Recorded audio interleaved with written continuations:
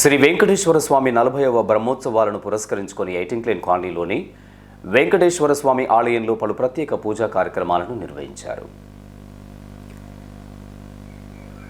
శ్రీ వెంకటేశ్వర స్వామి కళ్యాణ మహోత్సవానికి R G two GM బండి వెంకటయ్య ముఖ్య అతిథిగా పాల్గొని వేద పండితుల ఆధ్వర్యంలో కళ్యాణ మహోత్సవాన్ని సాంప్రదాయబద్ధంగా నిర్వహించారు. ముందుగా ఆలయం ఆవరణ నుండి శ్రీ పద్మావతి వెంకటేశ్వర స్వామి ప్రతిమలను పల్లకిలో ఊరేగించి ప్రత్యేకంగా ఏర్పాటు చేసిన వేదిక వద్దకు తీసుకువెళ్లి స్వామివారి కళ్యాణ తంతును నిర్వహించారు.